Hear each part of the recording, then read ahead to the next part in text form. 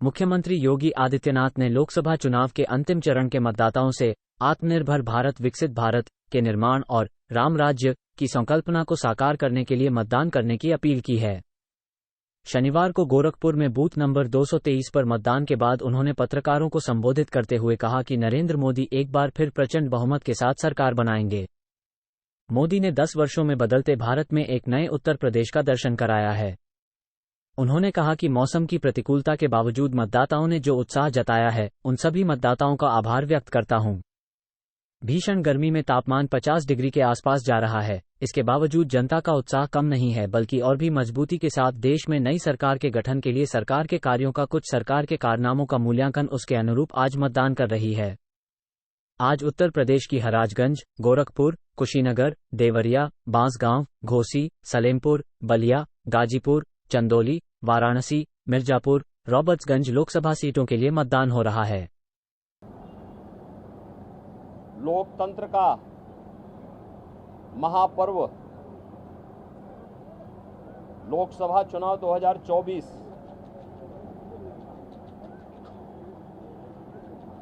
अंतिम चरण का चुनाव आज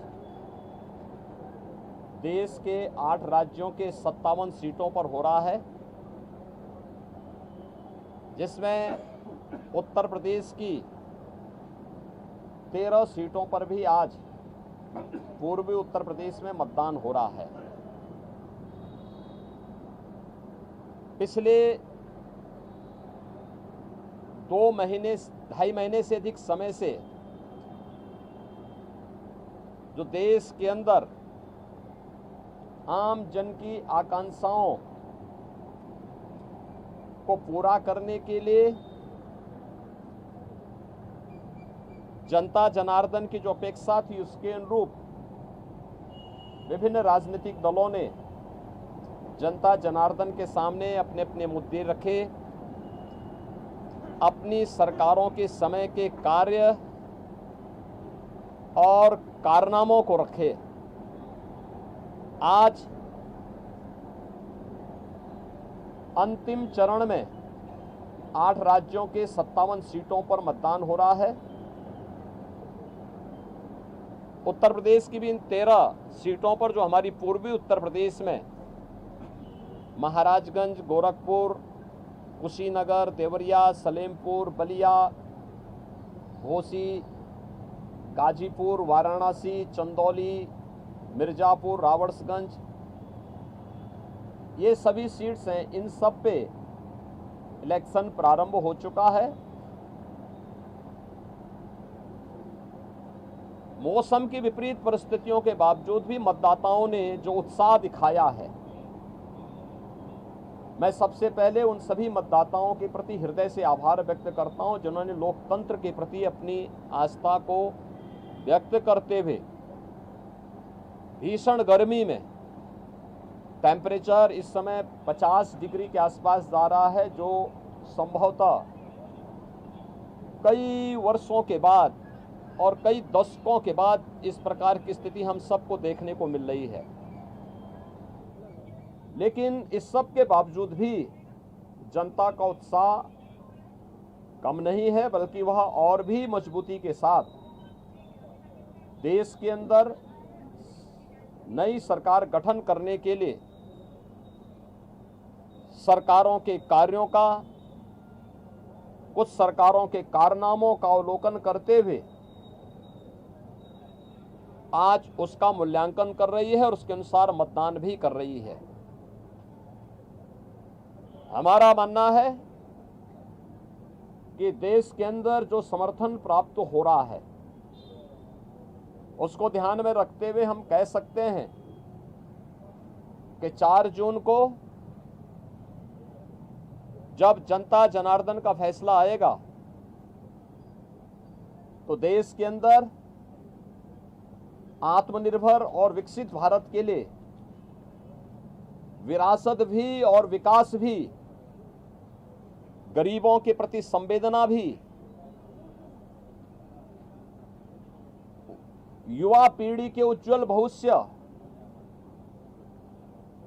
जिन लोगों ने और जिन पार्टियों ने, जिन सरकारों ने काम किया है, उसको पूरा आशीर्वाद प्राप्त हो रहा है और जनता को सुखद अनुभूति होगी, देश को सुखद अनुभूति होगी कि मोदी जी एक बार फिर से प्रचंड बहुमत के साथ सरकार बनाएंगे। उत्तर प्रदेश इसमें अपनी भूमिका का निर्वहन करेगा पूरी मजबूती के साथ। 10 वर्ष में बदलते हुए भारत को 7 वर्ष में डबल इंजन सरकार के द्वारा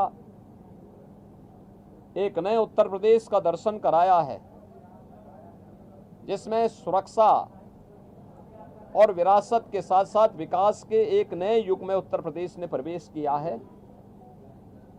यह एक सुखद अनुभूति उत्तर प्रदेश वासियों के लिए, यहाँ के युवाओं के लिए, यहाँ के किसानों के लिए, यहाँ की बहनों और माताओं के लिए, बेटियों के लिए, व्यापारियों के लिए, समाज के प्रत्येक तबके के लिए सबका साथ और सबके विकास की भावना के साथ मोदी जी के नेतृत्व में जो कार्य हुआ है, मुझे लगता है कि जनता जनार्दन का वह आशीर्वाद मोदी जी को, भारतीय जनता पार्टी को पूरे देश के अंदर प्राप्त हुआ है, हो रहा है।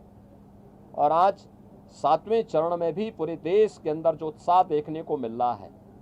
अभी प्रातःकाल मौसम बहुत सुहावना है। इस सुहावने मौसम का आनंद लेकर के मैं मतदाताओं से अपील करूंगा कि हमें अब जाति, मत और मजहब से ऊपर उठ करके अपने देश के उज्जवल भविष्य के लिए एक आत्मनिर्भर और विकसित भारत की जिस संकल्पना को मोदी जी ने आज़ादी के अमृत महोत्सव वर्ष में देशवासियों को दिया है, उसको साकार करने का समय आ गया है, जिससे भारत आज जो देश की सबसे बड़ी, दुनिया की सबसे बड़ी उभरती हुई अर्थव्यवस्था है, यह आगामी 3 वर्ष में दुनिया की तीसरी बड़ी अर्थव्यवस्था, 2047 तक भारत को दुनिया के विकसित देशों की श्रेणी में खड़ा करके हर एक नागरिक के जीवन में खुशहाली लाने के लिए कार्य किया जा सके। जनता जनार्दन का आशीर्वाद इस दृष्टि आज भारतीय जनता पार्टी को प्राप्त हो रहा है और हमें पूरा विश्वास है कि 4 जून को फिर एक बार मोदी सरकार प्रचंड बहुमत के साथ आकर के आत्मनिर्भर विकसित भारत की संकल्पना को साकार करने का कार्य करेगी। देखिए, प्रधानमंत्री जी ने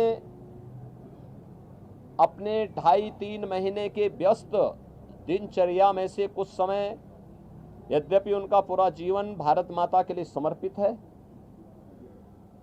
बिना रुके, बिना डिगे, बिना झुके उन्होंने 10 वर्षों से भारत की सेवा की है और देश के हित को सर्वोपरि मानते हुए दुनिया के अंदर भारत का सम्मान बढ़ाया है। मोदी जी की यह आराधना एक आध्यात्मिक आराधना, यह आध्यात्मिक आराधना राष्ट्र आराधना है। भारत माता के इस चरणों में वह एक आराधना है जो राष्ट्र को समर्पित है, भारत की 140 करोड़ जनता की, जनार्दन की सेवा के लिए, उनके उज्जवल भविष्य के लिए समर्पित है। और ये भारत की परंपरा है। जो लोग भोग में लिप्त हैं, भ्रष्टाचार में लिप्त हैं, अनाचार दुराचार में लिप्त हैं, वे लोग आध्यात्मिक आराधना के महत्व को नहीं समझ सकते।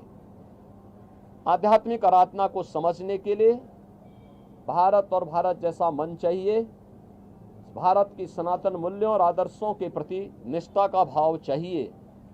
जिनके मन में भारत के प्रति आस्था का भाव नहीं है, भारत के सनातन मूल्यों और आदर्शों की ध्वजियां उड़ाना जिन्होंने अपने जीवन का उद्देश्य समझ लिया था और जिनके कारनामों से जनता उनको बार बार ठुकराई है, वे लोग मोदी जी के इस ध्यान साधना और इस राष्ट्र आराधना का मखौल भले ही उड़ा सकते हैं, लेकिन जनता जनार्दन अपने नेता के समर्थन में और उनके पूरे कार्यक्रमों के साथ पूरे समर्पित भाव के साथ जुड़ी हुई है। और जनता जनार्दन का पूरा आशीर्वाद, पूरा स्नेह मोदी जी के साथ में है। और हम विश्वास के साथ कह सकते हैं कि यह मोदी जी की ध्यान साधना का कार्यक्रम भी राष्ट्र आराधना का हिस्सा है। और इसका लाभ भी देश को प्राप्त होगा। उत्तर प्रदेश में महिलाओं ने ज्यादा मतदान किया महाराज जी, उत्तर प्रदेश में खासतौर पर, बावजूद इससे भी कुछ मतदान कम भी हुआ। देखिए, एक तो गर्मी बहुत ज़्यादा है, टेम्परेचर आप में से आप भी जानते हैं कि 50 डिग्री 48 डिग्री का टेम्परेचर कभी हम लोगों ने नहीं देखा, लेकिन है प्रकृति परीक्षा ले रही है और प्रकृति की इस परीक्षा में हम सबको खरा उतरना होगा। जनता जनार्दन को अपने आप को साबित करना होगा कि अग्नि परीक्षा के इस दौर में हम लोकतंत्र को और पुष्ट करेंगे, मजबूत करेंगे। और स्वाभाविक रूप से आधी आबादी नारी शक्ति वंदन अधिनियम देश की पहली संसद में मोदी जी ने पास किया। बेटी बचाओ बेटी पढ़ाओ और मातृवंदना योजना से लेकर के नारी शक्ति वंदन अधिनियम और बेटियों की सुरक्षा से लेकर के समृद्धि तक के जो कार्यक्रम चले हैं, आधी आबादी का पूरा आशीर्वाद मोदी जी के साथ में है। और हम विश्वास के साथ कह सकते हैं कि ये जो मत प्रतिशत आधी आबादी का, महिलाओं का खासतौर पर बढ़ा है, यह 100% मोदी जी के पक्ष में गया है। महाराज जी को कुछ संदेश देंगे? हाँ, मैं युवा मतदाताओं से कहूँगा कि नया भारत जो इंफ्रास्ट्रक्चर से युक्त है, सम्मान प्राप्त कर रहा है, सुरक्षा का एक बेहतर माहौल जिसने दुनिया के अंदर बनाया है, यह उनके उज्जवल भविष्य के लिए है। मोदी जी की इस परिकल्पना में उन्हें आगे आकर के बढ़ चढ़ करके भाग लेना चाहिए, लोकतंत्र को और मजबूत करना चाहिए। जो लोग अपनी हार से पस्त होकर के गुमराह करने का प्रयास कर रहे हैं, मुझे लगता है कि उनके बहकावे में ना आए, मतदान करें। उज्जवल भविष्य के लिए, उज्जवल भारत, आत्मनिर्भर भारत में ही हम सब का भविष्य है, युवाओं का, अन्नदाता किसानों का, महिलाओं का, समाज के प्रत्येक व्यक्ति का। और मोदी जी ने तो 4 जातियां देश के अंदर कही। उन्होंने कहा देश के अंदर केवल 4 ही जाति है, उसमें से एक युवा है, एक महिला है, एक गरीब है, एक अन्नदाता है। इन 4 वर्ग को प्रतिनिधित्व करने के लिए मोदी जी ने देश के अंदर जो कार्य किए हैं उसको ध्यान में रखते हुए जनता जनार्दन उनको अपना पूरा आशीर्वाद देंगे। धन्यवाद। INDI जो अलायंस है, आज वो एक रिव्यू मीटिंग कर रहा है। रिजल्ट्स आने से पहले ही आज पूरे दल बैठेंगे और साझा बातचीत करेंगे। ये वे अंतिम बार बैठेंगे, क्योंकि 4 के बाद ये जितने दल हैं उतने उसमें फाड़ होने वाले हैं। दोनों एक दूसरे के ऊपर दोषारोपण करेंगे, एक दूसरे को गाली देंगे। अच्छा है उससे पहले एक बार ठंडाई पी लें, जिससे गाली गलोच कम हो। महाराज जी, अखिलेश यादव ने ट्वीट किया है और कहा है कि वोटर जो है सतर्क रहे, धांधली का आरोप लगाया। देखिए, दोषारोपण किसी पे तो करना ही है। जिनको प्रदेश में 80 सीटों पर चुनाव लड़ने के लिए वोट जो है कैंडिडेट नहीं मिले, तो आज किसी पे तो लगाना था। ईवीएम पे यानी ईवीएम पे दोषारोपण करते करते थक चुके हैं। अब वह इस प्रकार का आरोप लगा रहे हैं। अरे यही प्रदेश है, लोकतंत्र का ऐसा माहौल मत उड़ाओ। यही प्रदेश है। कौन नहीं जानता है कि इनका लोकतंत्र में कोई निष्ठा नहीं है। ये हल्ला बोल के माध्यम से अराजकता पैदा करने वाले लोग हैं। माफिया सरगनाओं को, अराजक तत्वों को और आतंकवादियों को अपने गले का हार बनाने वाले लोग हैं। और ये लोग इस प्रकार की बातें करते हैं, बड़ी हास्यास्पद बातें होती है। चुनाव निष्पक्ष हैं। भारत निर्वाचन आयोग पूरी निष्पक्षता के साथ इलेक्शन करवा रहा है और इलेक्शन पूरी व्यवस्था भारत निर्वाचन आयोग के मार्गदर्शन और नेतृत्व में पूरे देश के अंदर चल रही है, प्रदेश में भी चल रही है। भारत निर्वाचन आयोग जहां पे कहीं भी कोई शिकायत मिलती है, त्वरित एक्शन लेकर के कार्रवाई भी करती है। लेकिन समाजवादी पार्टी की चूंकि लोकतंत्र में निष्ठा नहीं है, बाबा साहब भीमराव अंबेडकर और उनके द्वारा बनाए गए संविधान का हमेशा इन्होंने अपमान किया है। दुर्दांत माफिया और आतंकवादियों को शागिर्द वाले लोग, इनसे लोकतंत्र की बात, इनके मुंह से ईमानदारी की बात, इनके मुंह से कोई कार्य शुचितापूर्ण तरीके से हो जाए, ये बहुत हास्यास्पद लगती है और इसलिए जैसी करनी वैसी भरनी। धन्यवाद।